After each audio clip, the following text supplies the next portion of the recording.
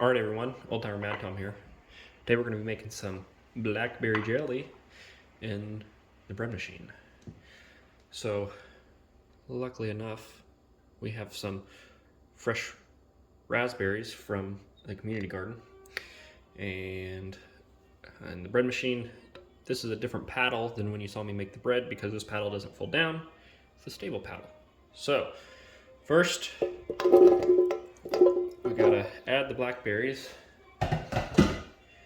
and that's 393 grams. So I do half that amount with sugar. So 393 divided by 2 is, let me do the math. Did the math, it's like 196. So that's how much sugar I'm gonna put in here. So let me zero my scale back out. Zero it out, and I might not put quite 196. I'll probably do like 150. We might do a little more than that. So that's 150. What about 175? That's 175 grams. And other than that, I just have to mash this a little bit to get everything, all the juices stirring, let the sugar pull some of that juice and pectin out. And then we're going to put it into the bread machine.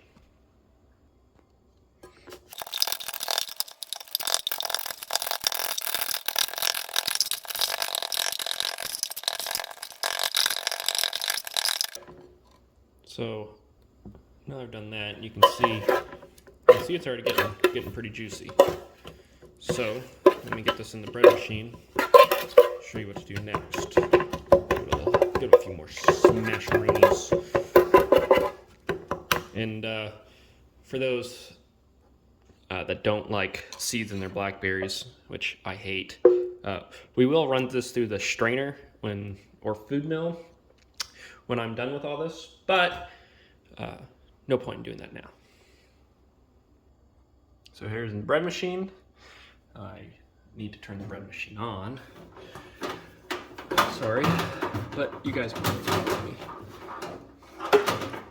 Most bread machines do have a jam setting, but I rarely hear anybody talk about making jam in their bread machine.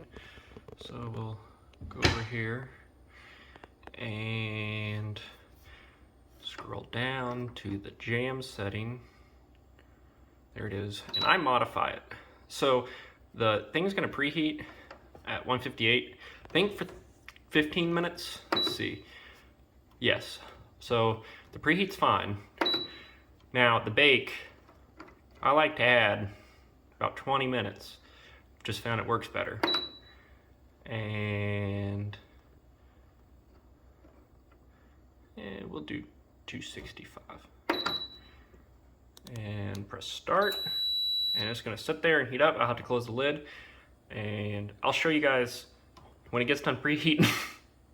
When it gets done preheating, it's just gonna spin round and round just to keep the jam flowing and prevent it from sticking to the bottom. I find it easier than making it into a pan, but I know a lot of people don't make baked jam like this anymore. But I figured I'd show you guys how I make it in the machine, and I'll show you, we got one or two more little steps till we're ready to jar it up.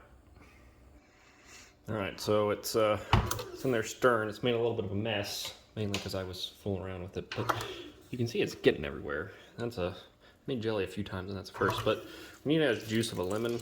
Maybe that'll help. Yeah. Be careful, everything's hot in here. But that should help set some of the pectin, is what I heard. I don't know, that's really juicy. We'll see how this turns out. I'm a little nervous, TBH, but I'm gonna shut this lid because it's getting everywhere.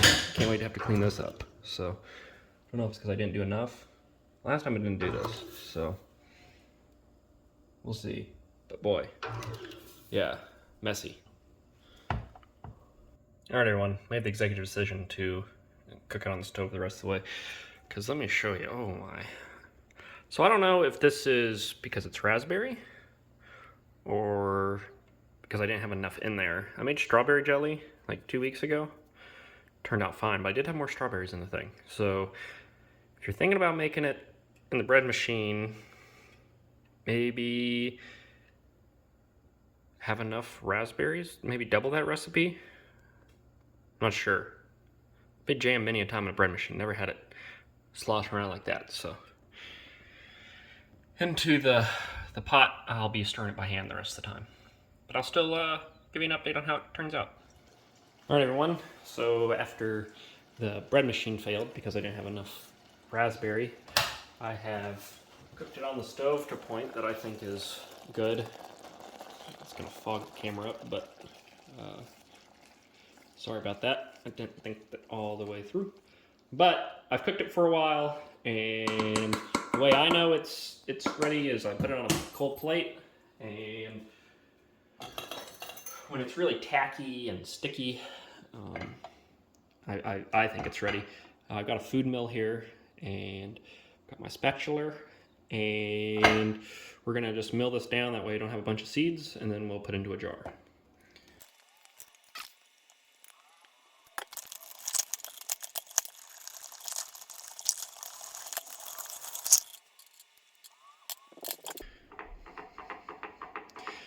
So I'm gonna give it a good stir, and this might be a little too liquidy, I don't know, it's too late now. So there's a seed or two in there, but for the most part, that food mill saves us a lot of time. And I think I have a strainer or a funnel.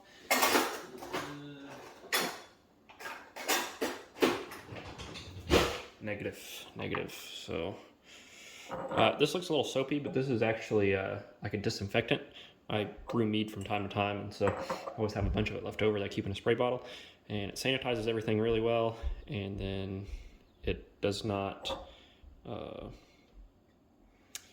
doesn't taint the flavor or anything. But I want to say this jar is going to be too big. BRB. All right, a littler jar. We'll see how much this fills up. I got 2 of them, but see, I've done this a time or two. Let me get be pretty close to the top, but that's okay. That's the other benefit of the sanitation, the Sanastar, I think is what it's called, is since it doesn't take the flavor, you just let it set for 30 seconds. Sanitized, so some people, you know, they like boil their jars and lids, and we're not really properly canning this anyways, so as you can tell, I'm not leaving much of a gap, but looks pretty jelly to me. I mean, that's still warm, and it won't focus on my finger, but pretty good. I ended up adding 1/4 of a cup of extra sugar to this whole thing, so I don't know how much that weighed. He started with weight measurement, and then I just added 1/4 of a cup. I thought I needed a little more sugar, so there it is. 1 jar, all those berries, golly, can't even talk. Made 1 jar worth of jelly. We'll see how it works. But yeah, unfortunately, the bread machine didn't work, and it took me like 15 minutes to clean that. So I'll do another video if I have the chance with bread machine jelly, but might just be easier doing the stovetop. So I'll let this cool off, put it in the fridge, and my wife will use this to make Christmas cookies with, like she does every year.